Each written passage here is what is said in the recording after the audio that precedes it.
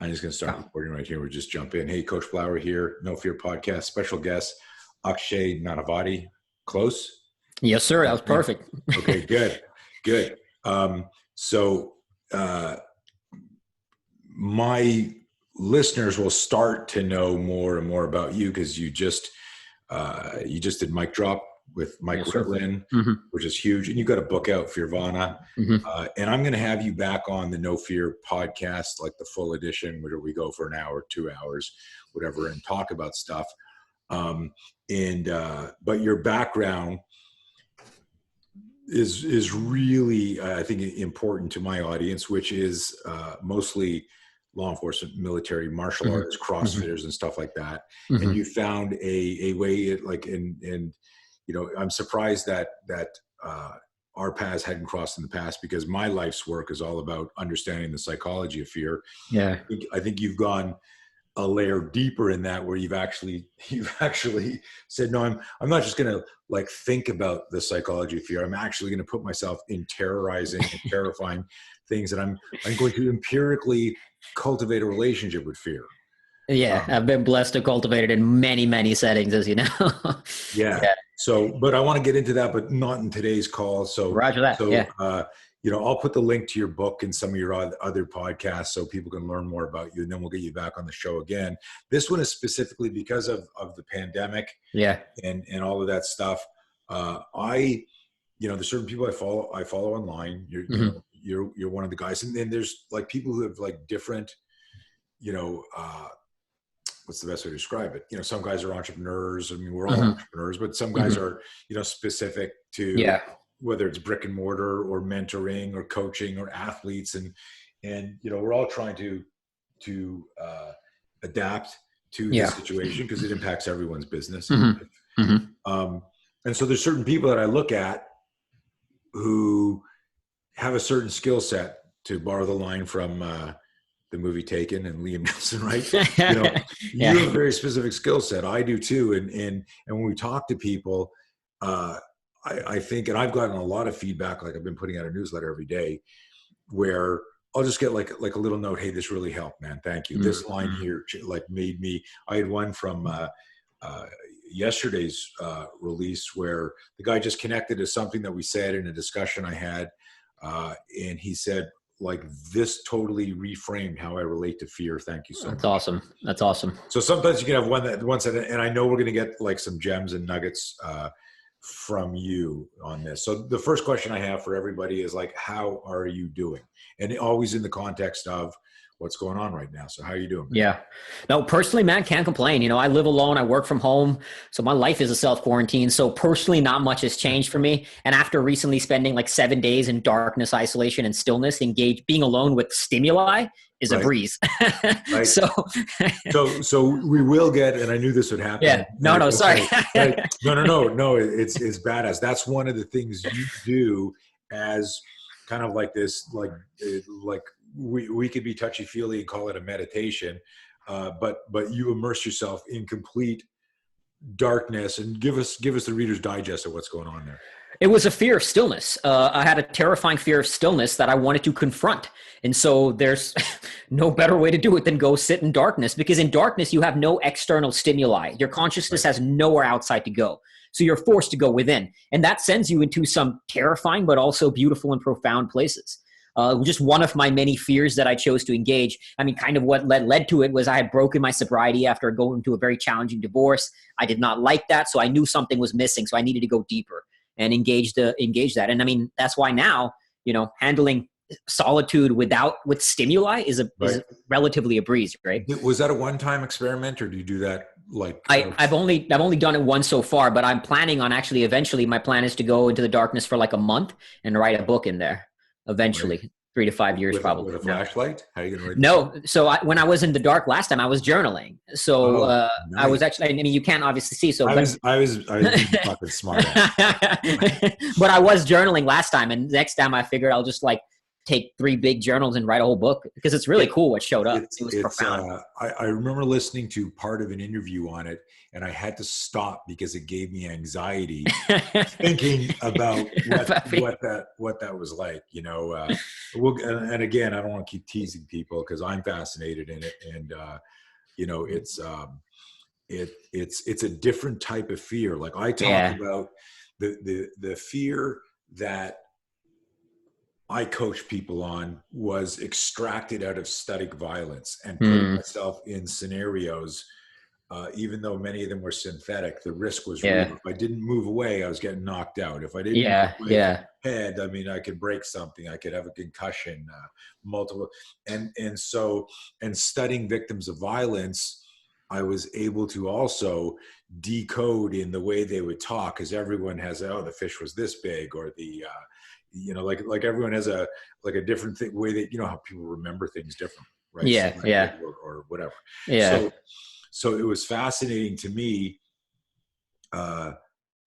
like listening to that, because almost everyone has a fear of the dark, you know, and then coupled with, you know, I do like, I meditate almost every day, and I cycle through different meditations. And like, one of them is like, okay, like don't move for this whole meditation. Like, and just the idea of like, okay, I'm not even gonna move a hand. I'm just gonna be there. You know, your nose starts to itch, your ears start to bother you, and you go, well, nobody's looking, I'll just scratch my ear. But it's that idea of like, don't fucking move. So it's fascinating, but I literally, you were describing it, man. And I've dug into some of your stuff, but the one time, I don't remember which lecture or which interview it was, but it was so visceral the way you were describing it. I literally produced anxiety in me, and I said it. So thank you for introducing another. Happy to. But it's very relevant to right now too, and I'm sure we can get into it, because right now people are being forced to confront that fear of stillness. I think it's a fear that everybody has, but it's not a fear that people will like. If you ask somebody, what are you scared of? I don't think anybody would really say stillness, but it's a fear we have. You know what I mean? And now we're being forced to confront it. Yeah. Do you find, and this is just you and I bantering as coaches to people, specific nomenclature, like stillness has a very meditative. Are you deliberate with that, or might you in a certain audience go, you know, like people are afraid to be alone, so they distract themselves by seeking the dopamine hit by being in the wrong crowd, or drugs or drinking or whatever, because they're just, I don't want to be alone. I don't want to be with myself. I'm not sure I like myself or what I'm thinking. I mean, so stillness is what gets us there. Because I mean, like being alone is the real fear, is going within. What's going to show up? Because it's a hard journey to go within. It's going to bring up all kinds of shit. And it's confronting. So stillness is sort of the vehicle to go deeper within the self. And that's a journey that rarely people want to take. So we do everything to distract ourselves. And sometimes even the positive things. Obviously, there's the things like drugs, alcohol, binge watching TV. But then there's also working out. You know, even the quote unquote positive things can be a way to just run away. And I've been there. Like, I mean, for a long time in my life, I was just training and doing all these things just to run away from having to confront my demons, my darkness. Right. So it is a fear, and stillness is just a vehicle to get there. Right. No, and I love, and that's why I wanted to share that, because again, you know, so much of my audience, no offense to all of you listening to this, but you're type A's, right? And so if I say to people, guys, you know, and the term meditation has really gone mainstream. So people, but there was a time, like if I say, guys, we're going to practice stillness now, and just understand the distinction between being alone and feeling lonely is huge, right? And so that's that gap in that education. I understand. And it's also kind of qualifying that stillness does not mean doing nothing. Doing nothing and stillness are two very different things. This is not sitting on your ass watching TV or something. You know what I mean? That's different than being truly still. Stillness can speed you up. It's a vehicle to accelerate whatever your goals are, not like it doesn't take away from that. Right. Interesting. Yeah. So you're alone, so you're cool. You and just, I think you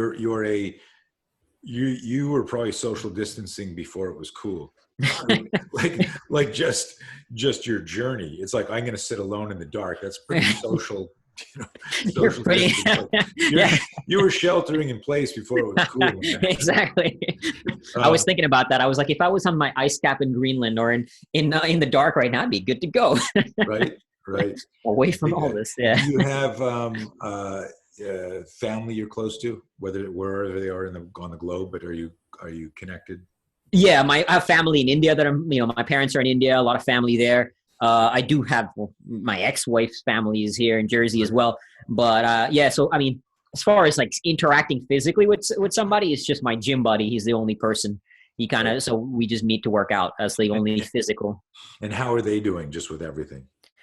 It's again, everybody's doing their own stuff. India is another wild situation. Like India is on a hard lockdown right now. And India is a very unique because it's heavily populated, densely packed. There's a large socioeconomic gap. So many, many, many, many, many people depend on their daily wage, which has now been taken away. And it's been crazy to see these migrant workers having to go back to their villages, sometimes walking 600 miles because they're more afraid of dying from starvation than they are from coronavirus. It's right. Really hard. It's really heartbreaking to see the pain some people are going through. My family personally, they're well off, so we can't personally complain. I'm just doing what I can to, again, help people around the fear and the mindset around this. But personally, me and my family, we're not too bad, That's good. That's good to hear. The standard question that I ask every one of the guests during these candid COVID talks. Yeah. But how has this affected your business, and what have you done to adapt? And before you answer that, so much of your stuff is just lecturing, getting the word out there, your message, podcast, books. Mm-hmm. I've got, a couple of friends that they're busier than they've ever been with their business because they were digital before. Yeah. But you weren't doing a lot of live, like seminar workshop type things, were you? No, I had done some speaking, but it wasn't my primary vehicle to generate income in my business. So I actually was pretty digital for the most part too. I have 2 digital courses that are my primary vehicle for my business. Right now, we're building a lot of stuff, but the 2 digital courses are the sort of the main flagship products. So I felt some impact in the sense that a lot of my customers were struggling. So, they maybe stopped paying their monthly payments. Some of them asked to, and of course I wanted to forgive that. So I felt some impact, but just pivoted and, changed the messaging. So I'm getting new clients, new customers. So just change the messaging. You don't want to be tone deaf and adding more value. So one thing I'm doing is all my customers, I'm saying, if I can get on the phone with you, just taking extra time to deliver more value because people are struggling through this. Right. I certainly can't complain, but I have customers who've lost businesses, who've lost jobs, who are, really struggling. So I'm doing what I can just to over deliver in any way I can. But yeah, so, felt the pinch a little bit, just pivoting and tweaking, not the end of the world for me. Right. Yeah. Good for you, man. Pivot question. What is the best thing about the lockdown for you? For me personally, again, to be honest with you, nothing's changed that much, to be honest with you. So it's hard to say because my life is very much exactly how it was before the lockdown. The only difference is I got to stand outside a line in Costco. You know what I mean? So the best, I guess if I had to say the best thing is and it's hard seeing people in pain, but I do get value when I see the difference it makes, because my message is especially relevant right now, right? Fearvana is especially relevant right now. So it feels good knowing that it's out there helping. I get, like you said, you get messages from readers. I get messages from readers too. And that's always good when, at least if it helps people navigate 1% of their struggles right now, it's not going to necessarily take away from the circumstances they might be in, but at least if it gives them a better way to mentally and spiritually face those circumstances, that's always rewarding. But that's fair. And that's the reason for these conversations, because a lot of people, they do a rant, they do a talk, and then I ask them a specific question and they're like, well, I kind of sort of answered that already, but it was interesting watching your mind unpack a little bit more and then go, because that changes also some of your messaging and your empathy and your compassion. You realize the best thing about this is actually people are actually authentically, not theoretically afraid. Yeah. And you have a life's work that can enhance their ability to survive this, right? Absolutely. So that's very rewarding to see when it's making a difference in someone's life and getting those emails. That's always a very humbling and beautiful thing. Yeah, it's crazy. Yeah. It's crazy. Worst thing about the lockdown? Besides Worse. standing in line at Costco, 6 feet apart with a phone. The worst thing is for me, because you know my story. We won't get into it, but I've struggled with the darkness. Not just literally. You can give us a reader. Sure. You know, I was in the Marines, came back, struggled with PTSD, depression, alcoholism, and one of the things I found in the darkness, the literal darkness, was I've always struggled with feeling guilty, like I haven't done enough to earn my place on the planet. And so when I see pain in the world, like when I ran 167 miles across Liberia, you know, interacting with these kids who had lost family in war. And I still remember the first day of that run, seeing this kid who lost his mother in the war, father left, living in a tiny village. This kid wanted to go to med school. The odds of that actually happening are like near 0%, right? And it's heartbreaking. And I remember seeing it and thinking, why do I get this life? Why was I born to good parents in India? Why was he born where he was born? You know? So sometimes I've struggled with navigating the sense, and even survivor's guilt from losing a friend in the war.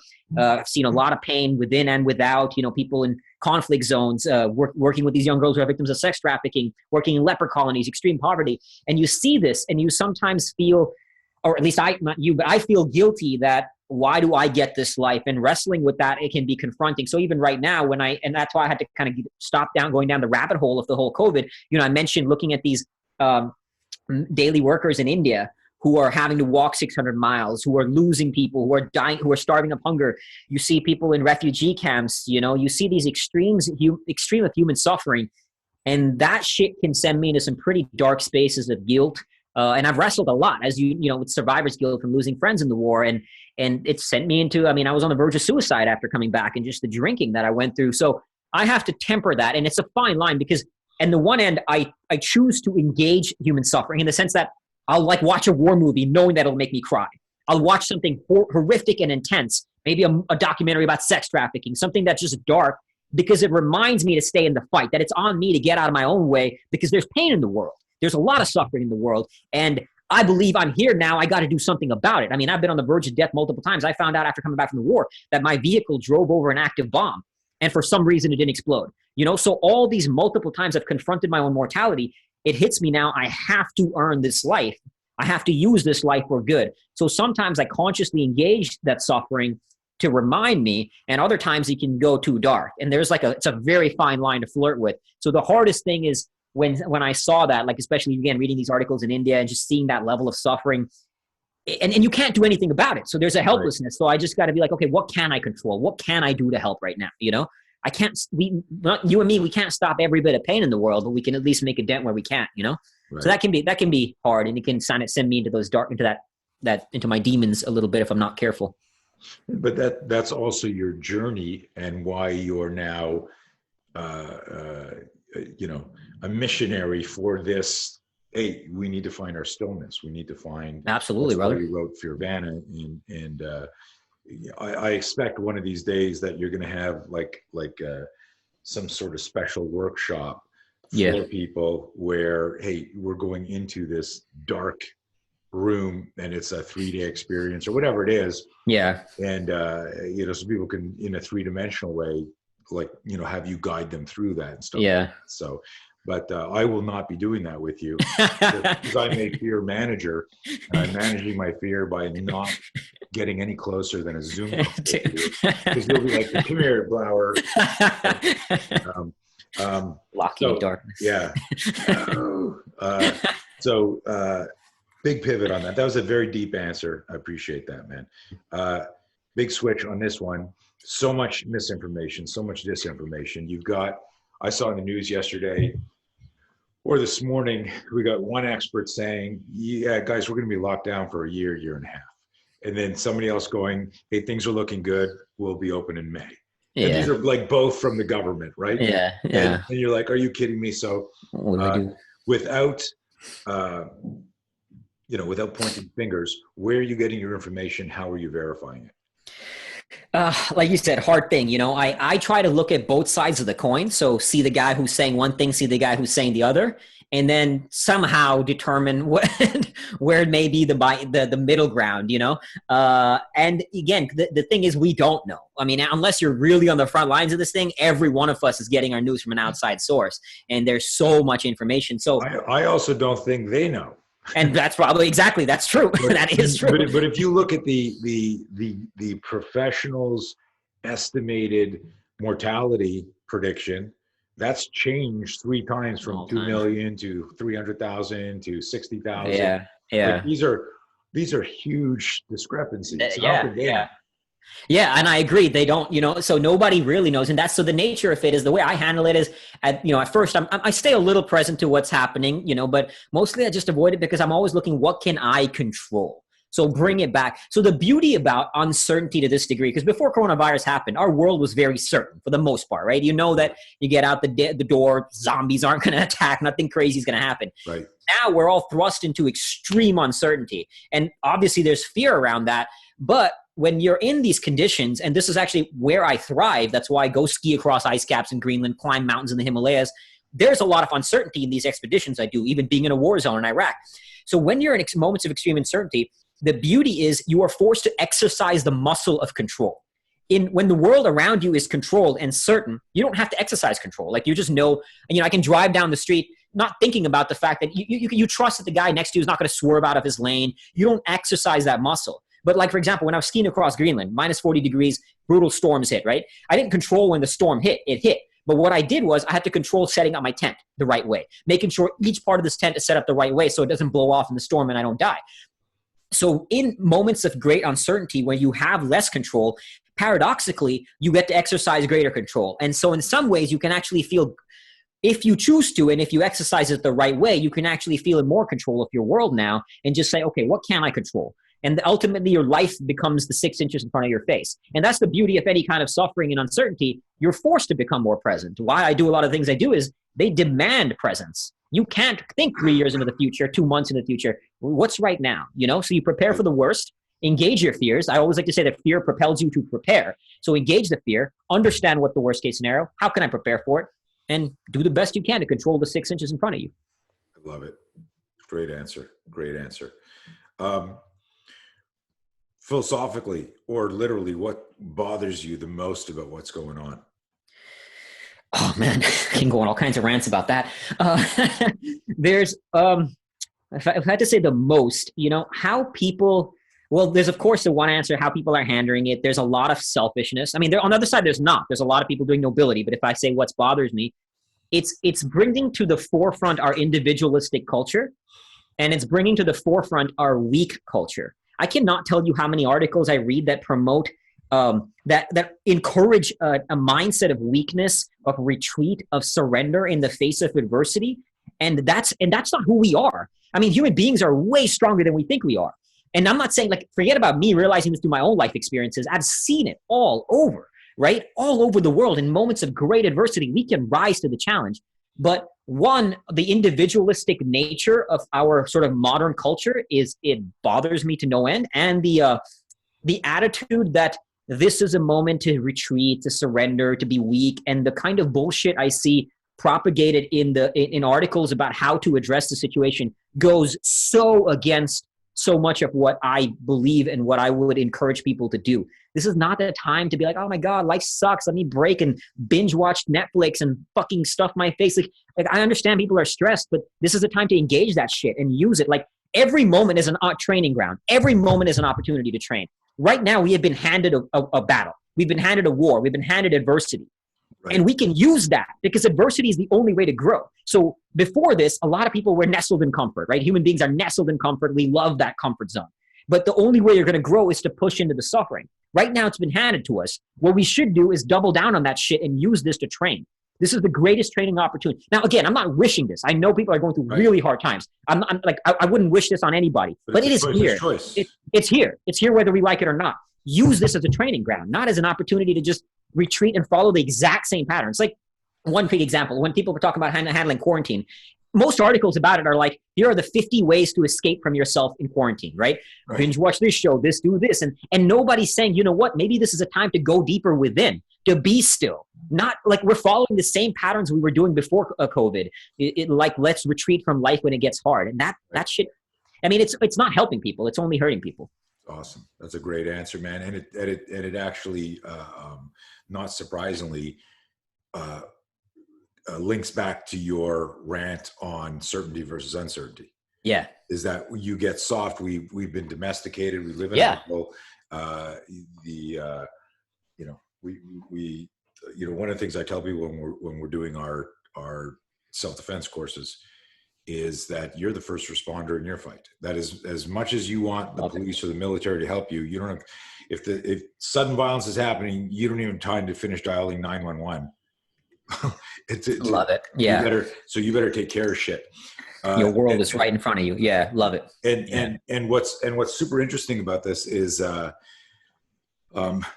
world's never going to be the same. And if you don't see that, then, and the reality is part of this is, even if they come up with a vaccine, there's always strain mutations. There's going to be this as the world gets more populated and people aren't practicing intelligent hygiene.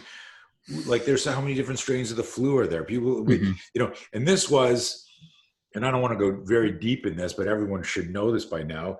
But, this was going around months before the media got a hold of COVID-19. If they had just said there's another bad case of the flu out there, and I know that people are going to jump all over me going, this isn't the flu, it's COVID-19, it's SARS, XYZ. They're all under the same umbrella of infectious disease. And there's a lot of really weird shit going on. You've seen all the memes going on, Skydiver, forgets his parachute. Have you seen that meme? I posted on my thing. Skydiver forgets his parachute, dies of COVID-19. Like people are just blaming anyone who dies now. It was COVID-19, right? So even if you were going to die anyhow, because you were 103 years old, if you die now, someone's going to go like, do you think COVID-19, the trip? Well, it looks like he's getting the flu. So, I'm not making light, like you said a bunch of times. We're not making fun of this. The danger is real. The virus is real, but this is literally, this is war. But when 9/11 happened, we knew who the enemy was and we could go down range. Here it's an invisible enemy. And I like to tell people in every podcast, this is our medical 9/11, and you need to be thinking about how do you protect yourself? How do you protect the community? How do you protect your family? So I dig it, man. There's a lot of craziness going on in the messaging out of DC, CDC, the WHO, and all that stuff. You answered about your info and verifying it and using your own intuition and looking at the shit, but then going, I got to take care of myself. I can't, the other day I was on a meeting and I said, if we're trying to solve problems, we can't become one. Love that. Yeah. The moment you become the problem, you're not going to be, now you have an unconscious bias. Always to the point you were making, how do I escape this? Because the victim mindset is not going to solve the problem. No, it's not. Life is unfair. I suck. And this sucks. So without making this a political answer, if I put you in charge right now of the USA or the world with what's going on, what's the one or two big changes you would make right now with shit? If I was in charge, that's a hard question. I guess to be I would put the people who know what they're doing and in greater charge, in the sense that one of my big beefs with this is again, not a political thing, with anybody in power is the confirmation bias. Is the think that I know everything. And again, this is separate from who's in charge. A lot of people in power do this. Right. I think the key thing to improve is to get people around you who disagree with you. So what I would do if I was in charge, so I don't know specific about this situation to truly make an intelligent comment, but what I would do is I would bring a group of people who are like the top dogs in their world who disagree with each other, not just a bunch of yes men, not people who just agree on the same thing, and then have a reasonable, intelligent discussion about it, and then make some qualified decisions based on that. I think bringing a bunch of heads together with people who disagree, not just who are on the same page. And that's a big thing I see a lot of leadership mistakes, people making sort of leadership in general, is that, I'm right, and let me just put a bunch of people who agree with me. Because generally speaking, we have a hard time believing we're wrong. And I think the willingness to question your own rightness about things is huge. So what I would do is bring a bunch of people way smarter than me about this together, who are not always in agreement, and then kind of create a systematized road plan. I mean, I think you do need a solid plan, right? So like military, plan this out like detail, but always have the adaptation if and when as things go off the radar, which always they will. I mean, one of the things they used to say in the Marines was, what if grasshoppers had machine guns? Birds wouldn't fuck with them, would they? And the point was, you can ask what if questions all day long, right? What if this happened? What if that happened? What if that happened? And you can what if ridiculous things. So you just come up with the game plan and you adapt and overcome as needed. That's kind of how I'd approach it. I dig it, man. Yeah. I've had some really interesting answers to that, from the really philosophical to the like very strategic, very so it's cool. It's just funny. I'd be curious to hear the different answers too on that. I'm gonna check that out. So you've gotten very deep and emotional on some of the issues and concerns from people walking more afraid of starvation than they are of the virus, and so they're leaving because of the lockdown in India, to seeing all the listicles, 10 things you can do to avoid feeling lonely during. And I get that you're probably like in your house, are they nuts? Don't they understand? So you've already said those, and I always frame this second last question by saying, you're a public speaker, and that even though I believe and I can feel your emotion and sincerity in the way you talk, this isn't you, and this isn't you acting a certain way. This, you really live this shit. Because you wouldn't lock yourself in darkness. You wouldn't go run 100 miles, just for the hell of it, right? So that's real. But offline, I always set this up like this, is like, now you're not on a podcast. You're not talking. There's no audience. What's the most challenging thing been for you through this? And it could be the simplest answer, or something deep or repetitive. Because there's always that thing where when, we turn the light off and we're walking our dog somewhere, we're sitting outside and we go, fucking can't take this. Or even though you're type A, high performer, high achiever. Yeah. The victim mindset, what I call the warrior, it's self-awareness that catches us, going, oh, poor me. And then you go, shut the fuck up. Yeah. What are you going to learn? What are you going to do? Let's go, And so what's been the most challenging thing for you? Yeah. For me personally, outside of some of the things I've touched on in terms of what I see outside, yes, to be very frank, as I think about that, for me personally is probably sometimes the loneliness, because I went through a fairly challenging divorce last year, and feeling, although I've kind of mastered solitude in some ways, there have been moments now where it's like, I'd like to be in a relationship. It would be nice to have. I do want a family eventually, and that divorce was very hard. And when I think about, not to say that I'm going to get like that's ended, but at the same, so I guess the desire for a relationship shows up from time to time, and I've struggled with that, because I sometimes wonder that, am I too intense a fuck to ever get into a relationship? Maybe anymore? A little bit. Right, sweetheart. Like you, me, and the kids are going to sit in darkness for a month. It's going to be great. Yeah, so I'm a real winner. I know I'm a solid catch. Exactly. No. Like, no, that's a heavy answer, because those feelings are there pre-pandemic, but they're amplified. They're amplified now, because now it's like, I see when I look at almost every one of my close friends now, a lot of them are married, they're with kids, they're alone, or they're in a relationship. And, again, I'm good. I'm generally good. But if there was the one thing that shows up from time to time, it's that, like, it'd be nice to, to be with somebody. There's a beautiful thing in that intimacy and that connection.